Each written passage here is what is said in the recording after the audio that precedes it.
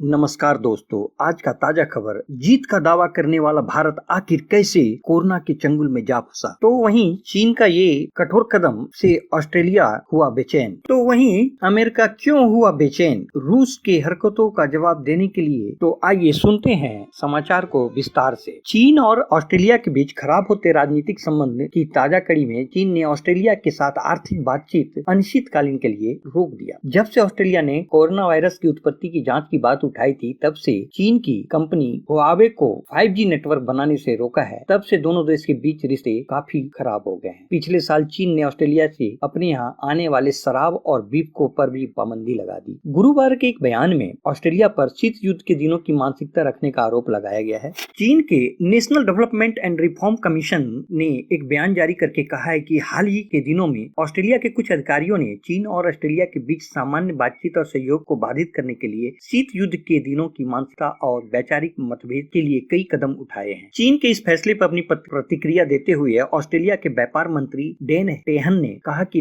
यह निराशाजनक है, लेकिन इसके बावजूद ऑस्ट्रेलिया से बातचीत का रास्ता खुला हुआ है। इससे पहले ऑस्ट्रेलिया ने चीन के साथ होने वाली आर्थिक बातचीत को एक प्रमुख द्विपक्षीय आर्थिक बैठक करार दिया था। इससे पहले चीन ने दोनों देशों के बीच मंत्री के स्तर पर होने वाली बातचीत को अनौपचारिक रूप से रोक दिया था। ऑस्ट्रेलिया और चीन रिलेशनशिप इंस्टीट्यूट के निदेशक जेम्स लॉरेंसन ने कहा कि चीन का यह कदम दोनों देशों के बीच राजनीतिक संबंधों में जमी बर्फ को और बढ़ाने वाली है। तो उन्होंने ये कहा कि अब तक ऑस्ट्रेलिया और चीन कह रहे थे कि निचले स्तर पर रोजमर्रा की बातचीत पहले की तरह सामान्य रूप से चलती रहेगी, और अब हम देख रहे हैं कि दोनों के बीच सहयोग और वार्ता दोनों की दोनों बाधित की जा रही है। इससे व्यापार संबंधी में दरार उत्पन्न हो जाएगी। चीन को यह कदम दोनों देशों के बीच आए रिश्तों में दरार को जैसे को तैसा की नीति से देखा जा रहा है। जेम्स लॉरेंसन ने कहा कि ऑस्ट्रेलिया राज्य विक्टोरिया ने चीन के साथ BRI प्रोजेक्ट के तहत 2 अनुबंध किए थे, जिसको ऑस्ट्रेलिया ने रद्द कर दिया। अब इसी रद्द से बौखला करके चीन ने ऑस्ट्रेलिया के खिलाफ जवाबी कार्रवाई कर रहा है। उनका कहना है कि अगर चीन इसी हद तक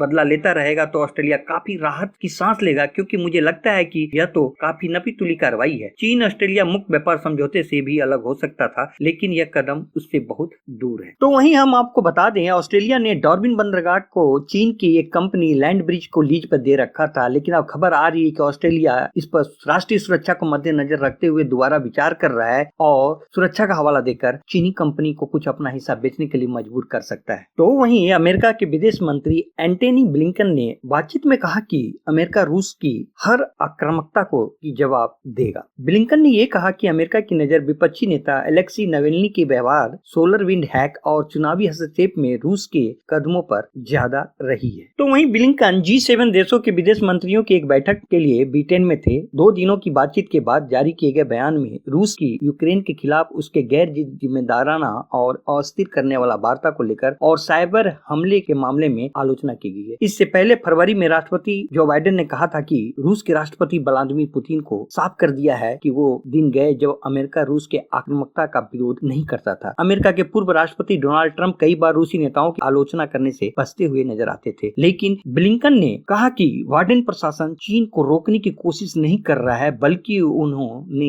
जोर देकर कहा है कि अमेरिका एक नियम आधारित अंतर्राष्ट्रीय प्रणाली को बनाए रखने के पक्ष में है। उन्होंने कहा कि देशों की बहुत सावधानी से देखने की जरूरत है कि चीन उनकी रणनीतिक पूंजी में निवेश कर रहा है या नहीं। तो वहीं अफगानिस्तान मामले में ब्लिंकन ने जोर देकर कहा कि सैनिकों को वापस बुलाने के बाद भी अमेरिका अफगानिस्तान के मामले में जुड़ा रहेगा। आपको बता दें, बाइडेन प्रशासन ने घोषणा की थी कि अमेरिका के सैनिक सितंबर तक पूरी तरह अफगानिस्तान छोड़ देंगे। इन सब के बावजूद विदेश मंत्री ने कहा कि राष्ट्रीय बाइडेन के लिए ये अहम है कि जो भी किया गया या फिर जो भी वो करेंगे वो गुड फ्राइडे समझौता के लाभ निरंतर बना रहे और हमारे दिमाग में उत्तरी आयरलैंड की राजनीतिक और आर्थिक भलाई की बात रहेगी। तो वहीं जीत का दावा करने वाला भारत आखिर कोरोना के चंगुल में कैसे जा फंसा। सोमवार को केंद्र सरकार के एक वरिष्ठ अधिकारी ने पत्रकारों से कहा कि अब दिल्ली या देश के में कहीं भी कोई ऑक्सीजन की कमी नहीं है, लेकिन हालांकि उनसे कुछ मजदूर छोटे अस्पताल में सरकार को ऑक्सीजन खत्म होने के बारे में इमरजेंसी मैसेज भेजकर मरीजों की जान बचाने की गुहार लगा रहे थे। बच्चों के एक अस्पताल के मुख्य डॉक्टर ने कहा कि हमारा कलेजा मुंह में आया हुआ था, क्योंकि ऑक्सीजन के खत्म होने पर बच्चों के मरने की खतरा ज्यादा से ज्यादा बढ़ रही थी।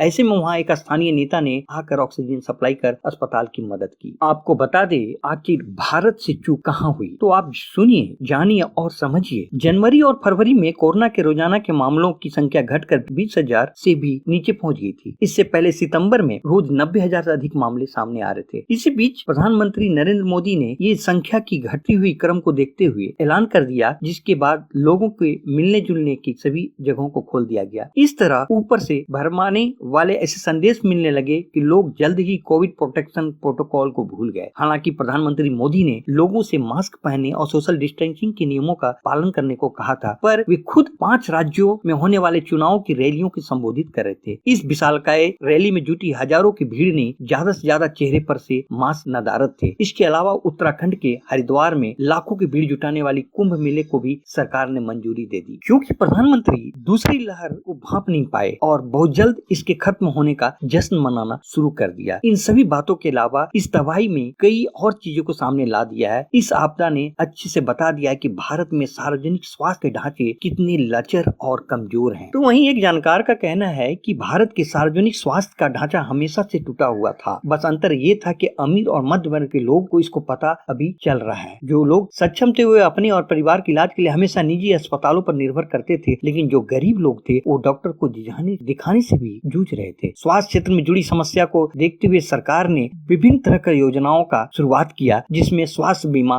गरीबों के लिए सस्ती दवा और भी लोगों की बहुत सारी मदद का ऐलान किया, पर वो मदद नहीं मिल पा रही है। वह इसलिए कि मेडिकल स्टाफ अस्पतालों की संख्या बढ़ाने के लिए बीते दशकों में बहुत कम प्रयास किया गया है। तो वहीं महाराष्ट्र के पूर्व सचिव स्वास्थ्य सचिव महेश जागड़े ने कहा कि देश में जब पहली लहर आई थी तभी उन्हें सबसे खराब मानकर दूसरी लहर के लिए तैयार हो जाना चाहिए था, लेकिन उन्होंने ऑक्सीजन और रेमडेसिविर जैसे दवाइयों का भंडार उसी वक्त उनको ये दवाई बनाने का फैसला कर लेना था और फिर इसके लिए अपने निर्माण क्षमता को बढ़ाने का पर ध्यान देना चाहिए, लेकिन ऐसा नहीं किया गया। अधिकारियों का कहना है कि मांग में आई उछाल को पूरा करने के लिए देश में पर्याप्त ऑक्सीजन बनाई जा रही है, लेकिन असल समस्या इसकी ढुलाई में है। जानकारों की राय है कि इस समस्या को बहुत पहले दूर कर लेना चाहिए था, लेकिन ऑक्सीजन की कमी के कारण कई रोगियों की मौत हो जाने के बाद सरकार एक राज्य से दूसरे राज्य में ऑक्सीजन ले जाने के लिए विशेष रेलगाड़ी चला रही है और उद्योगों में ऑक्सीजन के उपयोग को रोक दिया गया है। इसका नतीजा यह हुआ कि हताश लोग और परिजनों की जान बचाने के लिए ब्लैक मार्केट से हजारों रुपए खर्च कर और घंटों कतार में खड़े होकर ऑक्सीजन सिलेंडर हासिल कर रहे हैं। वहीं रेमडेसिविर जैसे दवाओं की खरीदने में सक्षम लोग इसकी भारी भुगतान करके खरीद रहे हैं। तो वहीं एक चौंकाने वाली खबर ये भी आई है कि भारत में कोरोना की तीसरी लहर का आना तय है। यह दावा केंद्र सरकार के प्रमुख वैज्ञानिक सलाहकार के